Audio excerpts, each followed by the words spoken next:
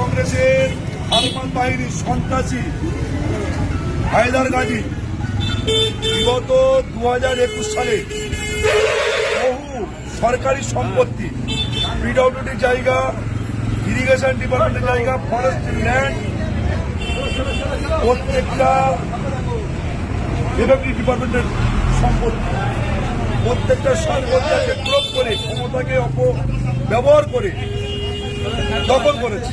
আর আমরা দেখছি পিছনের পিডব্লিউডি জায়গায় আজকে বিল্ডিং নির্মাণ করছে, এছাড়া বহু জায়গা আজকে দখল করেছে।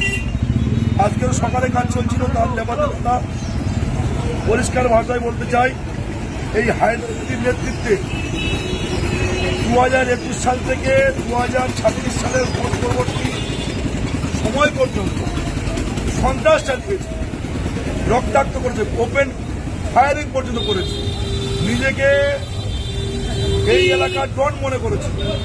প্রশাসন ওদের কাছে কেনা গোলাম ছিল।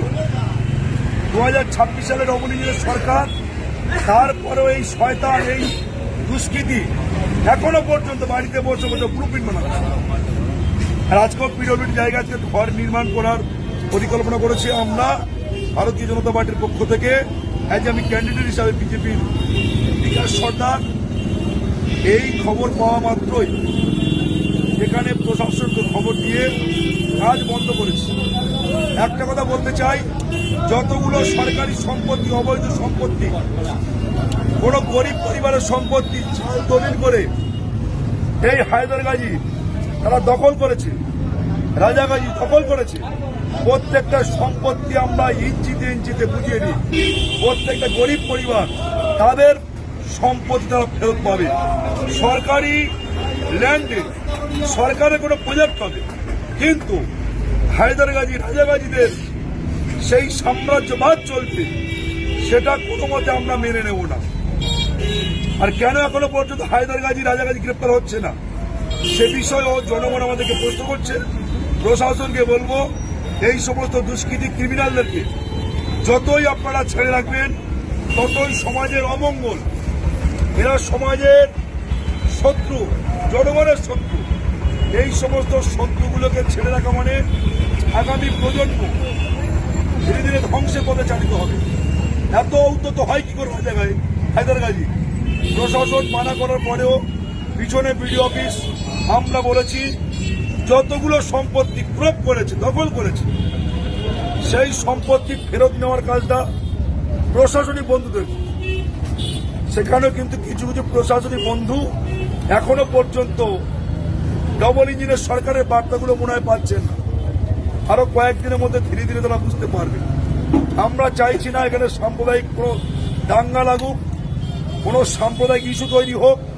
প্রত্যেকটা জনগণ সুরক্ষিতভাবে শান্তিতে বসবাস করুক। বোমা বন্দুকের রেজিকরণ বন্ধ হোক, দখলদারি বন্ধ হোক।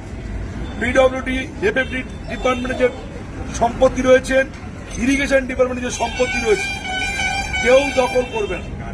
যারা করবে আজকে তাদের বিরুদ্ধে আইনত ব্যবস্থা গ্রহণ করার জন্য ভারতীয় জনতা পার্টি আমরা বদ্ধপরিকর। আর এই হায়দার গাজী যেভাবে হুমকি দিচ্ছে, বিগত 21 সাল, 22 সাল, 23 সাল, 24 সালে এই সোনাকালী বাজারকে রক্তাক্ত করেছিল, ফায়ারিং করতে করতে টানতে টানতে এখানেই মেরেছিল। সেই সমস্ত শয়তান এখনো বাড়িতে বসে শুয়ে শুয়ে চিন্তা করছে আগামী 100 বছর তৃণমূল কংগ্রেস পশ্চিমবঙ্গের মুখে চোখ তুলে থাকতে পারে। তারা যে দিবা স্বপ্ন দেখছে, জাহাঙ্গীর আলম খাঁও দেখেছে, অভিষেক বন্দ্যোপাধ্যায় নিজে বাঁচার জন্য ছটফট করছে, মমতা বন্দ্যোপাধ্যায় বাঁচার জন্য ছটফট করছে, আর পরেশ রাম দাস পলাতক, উত্তম দাস পলাতক, জাহাঙ্গীর আলম খাঁ পালাবার পথ খুঁজে পাচ্ছে না।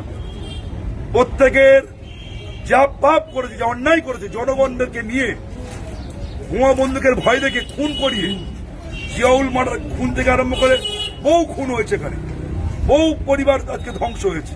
এই সমস্ত গুন্ডা, এই সমস্ত দুষ্কৃতী, এই সমস্ত তালিবানি নেতাদের দ্বারা বাসন্তী বিধানসভার মাটি রক্তাক্ত হয়েছে।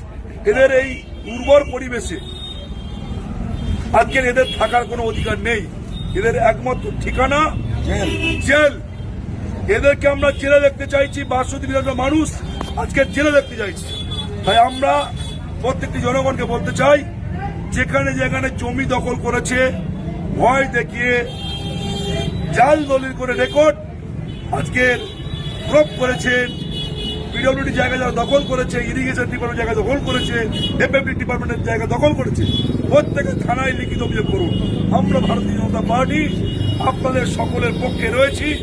আমরা অন্যায়কে অন্যায়, ন্যায়কে ন্যায় বলার ক্ষমতা রাখি। চোখে চোখ রেখে এদের বিরুদ্ধে লড়াই আগামী দিনের জন্য জারি থাকবে। নমস্কার, আমি বিকাশ সরকার।